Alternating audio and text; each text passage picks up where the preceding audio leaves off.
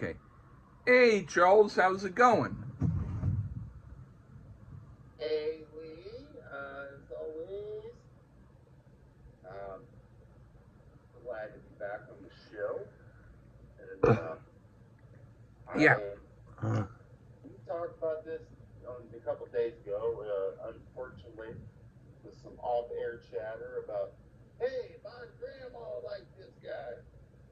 So Yeah. go ahead and say what we're doing, and then turn it back to me, please, and then I'll explain what that meant.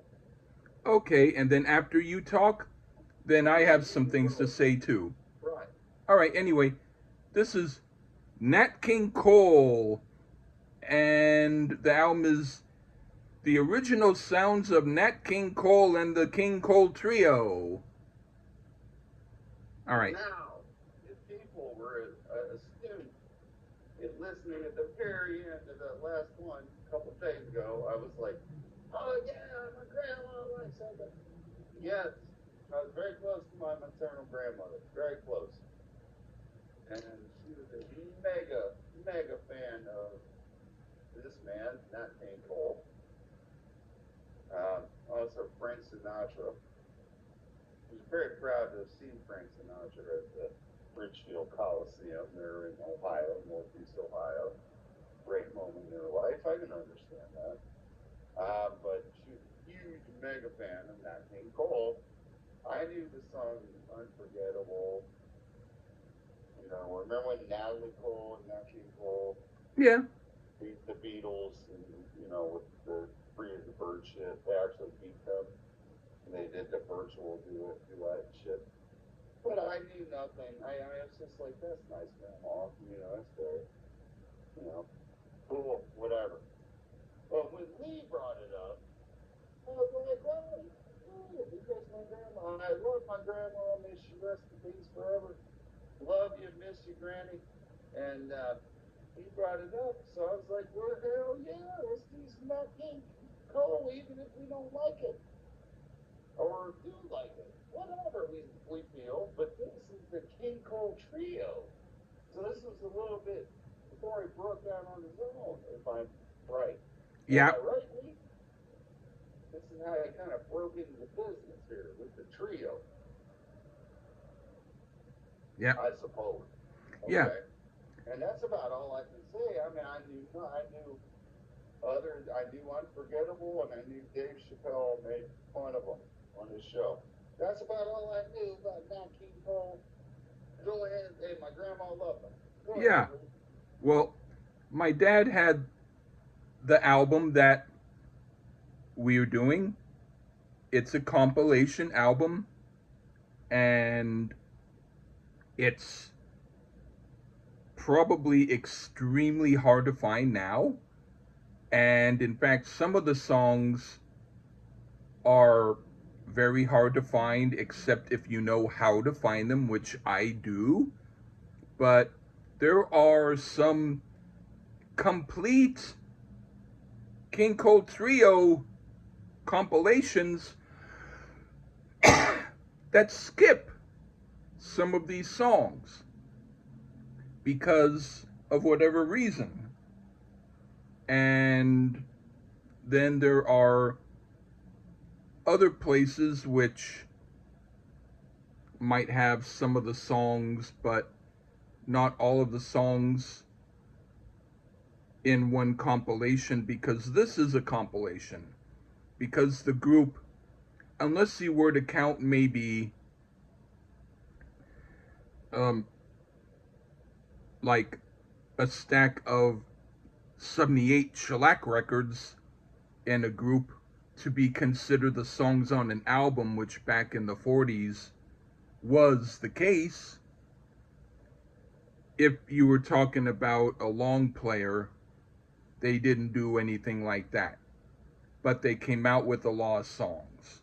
And so this compilation took some of, I guess, what they considered choice material, and the surface noise that you hear doesn't detract. In fact, it almost sounds like they took our copy to transfer it because it reminds me of how it was like when we heard it on our old um, phonograph that was like the shape of a suitcase and a needle that was so sharp it could cut steel cheese, and we would listen to that, and and my dad would say this is the real stuff from when he was when Nat King Cole was starting. So this was the stuff that I mostly knew, but then I knew the other stuff too. But I always kind of thought that this was the hot stuff. And I am so glad I was finally able to get it so that we could do this compilation. And so I'm looking forward to doing this. All right. Yeah. Let's All get right. into it. Who wants to start? I can start. Why not? Okay. What do you think of King Cole Blues? I very well from what you sent me. This is a primitive sounding recording, but it adds to the charm.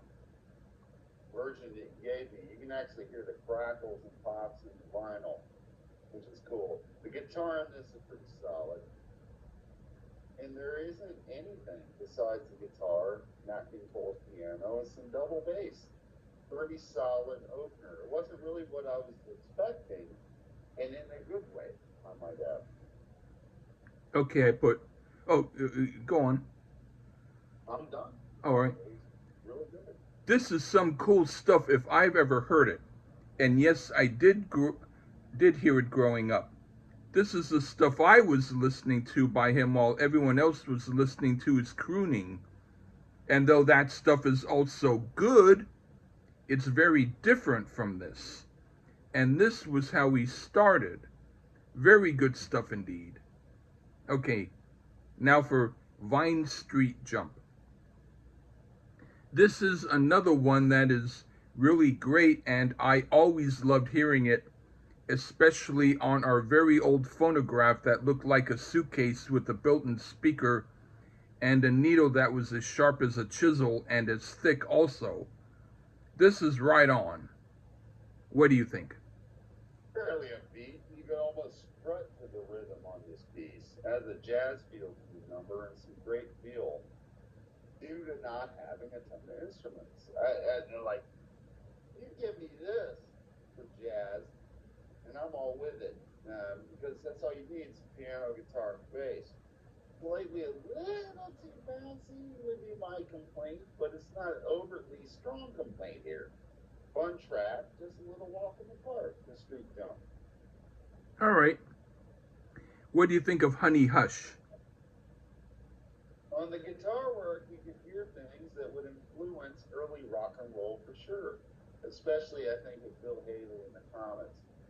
Our first song with vocals and Nat King Cole sings this with a bit of a scat feel. It doesn't quite scat, but it has that flow to it. I'm a big fan of the guitar work in this one. I dig the style of this number here. A solid, solid track. All right. I put this is a different song than the Honey Hush most people know, but this is a really cool song, and it's also good to play at parties to annoy people with bad taste. Okay, now for Might be cool at your party because I like it. right on. Now for Off the Beam. Another one that's quite good and perfect for an afternoon when nothing else is going on and nobody's around to criticize me for playing something better than what they would like to hear. I give this a thumb up. What do you think? They're backing the instrumental grooves here, and hey, man, Nat King Cole shows out quite a bit on the piano. Our guitarist has a pretty good feel going on as well, and I'm pretty sure he has a Bigsby vibrato here. And if he didn't, damn, this dude has talent. I would love to know that style if he did not have a Bigsby. Solid instrumental. I liked it, but a bit same to the others thus far. But I did like it though. Okay. What do you think of French Toast? Now I'm into this a bit more than Off the Beat. Has a tinge of blues and also a little slight jazz feel. It sounds like this. Uh, it sounds like this that can you can hear the Genesis rock music for sure. Cole plays fine, the bass keeps it locked in. But I'm feeling the guitar for the most part here. It's a fine number, and I enjoyed this one. And definitely, this type of sound is influential on rock and roll. Right on. I could imagine the Bill Black combo doing this song.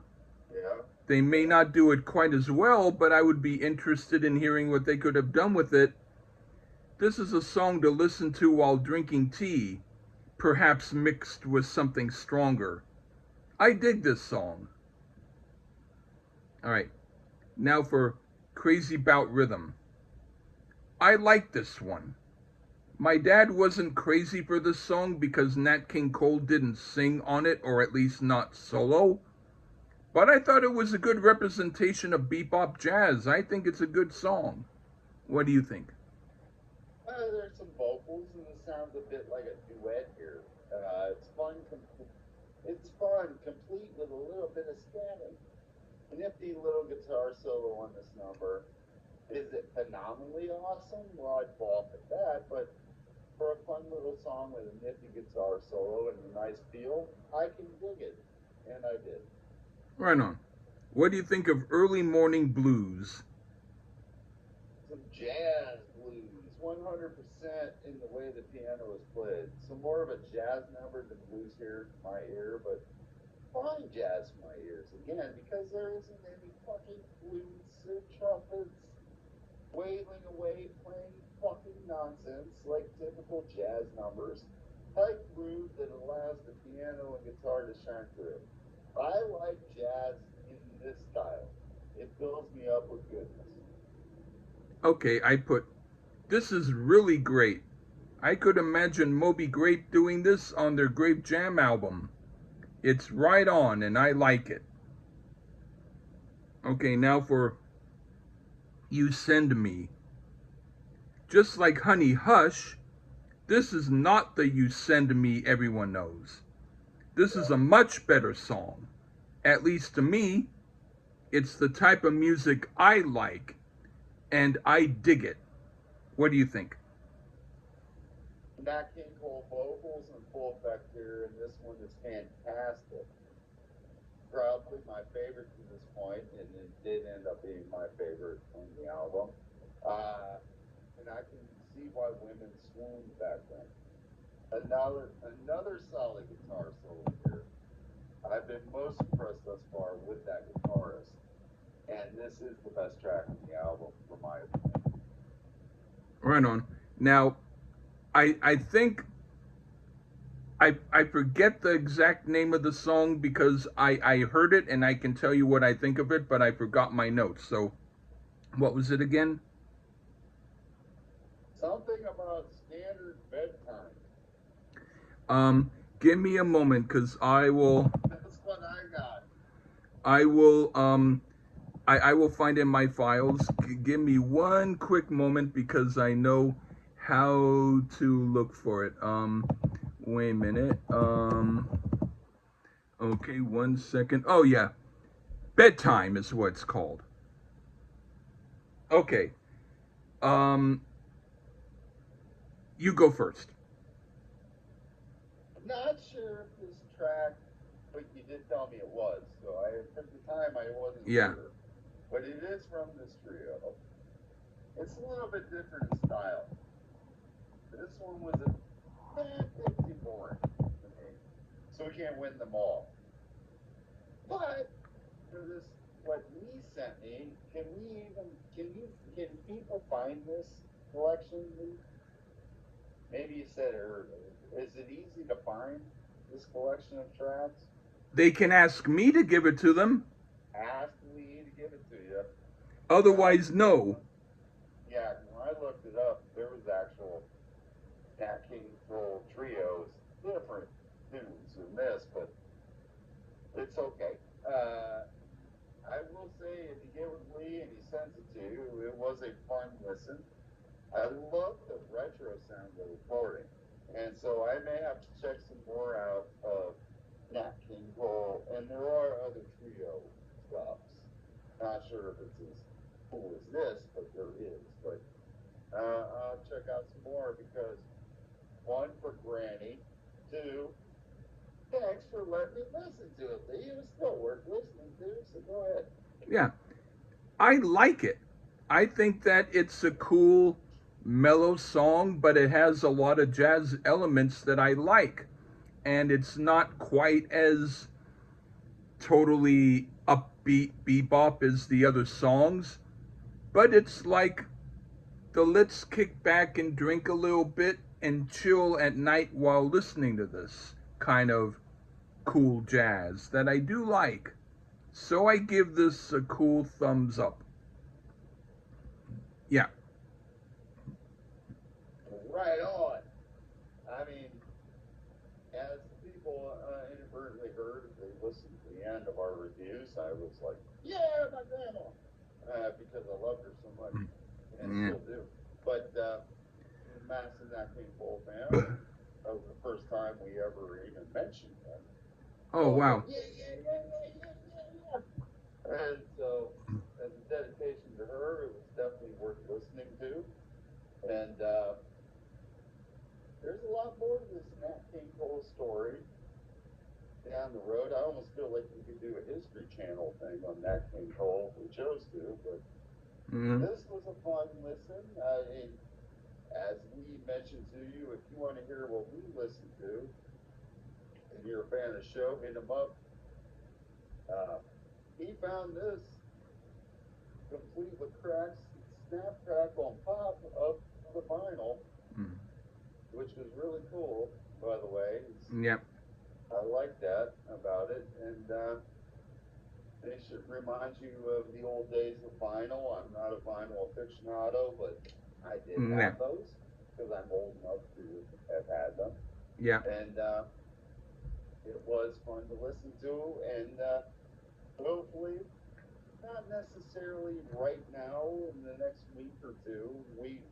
Nina Simone, folks, was because we crossed wires.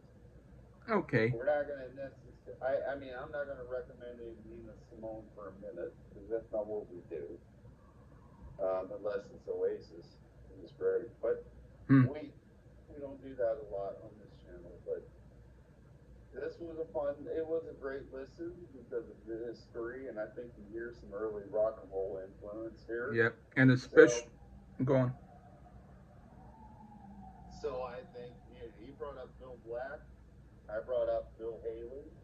I think you hear some of those sounds in those very, very early rock and roll albums, sounds on this kind of material. So yeah, if you can find it, if not, reach out to the Great Lee Gerstmann Show on the channel. DM him. Well, not DM him. Comment, like, subscribe. Maybe you already know him. He'll send it to you. You'll hear what we're talking about. Right on. Yep. Okay. Thanks for letting me do this with you, Lee. I appreciate it. Yeah, I still like it just as much as I did back then. Anyway, take care, everybody. Bye bye.